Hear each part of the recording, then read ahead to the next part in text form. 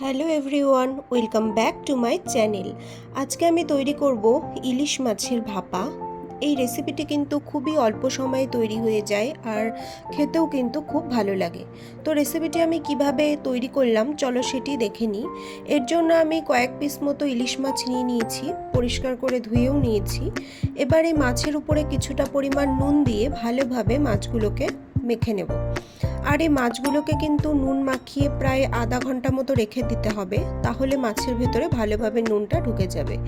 এবারে এই রেসিপিটির যে মেন একটা মিক্সচার বা পেস্ট সেটা তৈরি করব। তার জন্য নিয়ে নিলাম 1 টেবিলস্পুন মতো পোস্ত দানা, 1 টিস্পুন মতো সর্ষে দানা, কালো সর্ষে নিয়েছি, তোমরা চাইলে সাদা সর্ষেও ব্যবহার করতে পারো।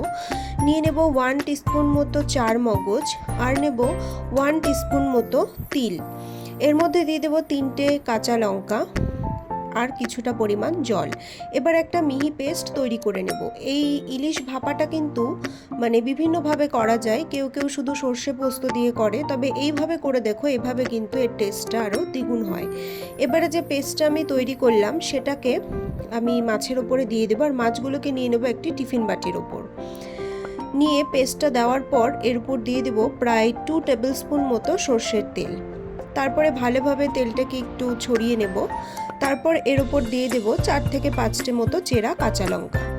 এবারে টিফিন বাটির মুখটি বন্ধ করে নেব এবং এটিকে স্টিমে বসাবো।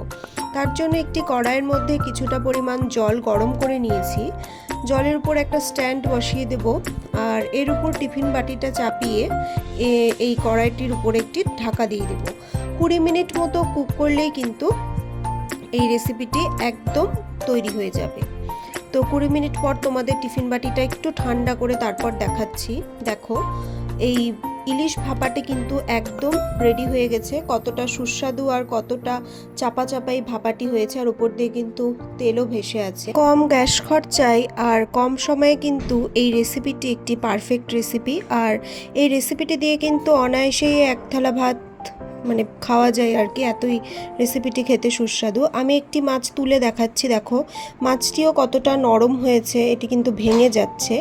আমার এই রেসিপিটি যদি তোমাদের ভালো লাগে তাহলে অবশ্যই ভিডিওটি লাইক করবে, শেয়ার করবে এবং চ্যানেলটিকে সাবস্ক্রাইব করে পাশে থাকবে। আরও নতুন নতুন রেসিপি পাওয়ার জন্য অবশ্যই বেল আইকনটিকে প্রেস করে রাখবে। আজ তবে চলি, দেখা হবে অন্য কোনো দিন নতুন কোনো রেসিপি নিয়ে। Thank you.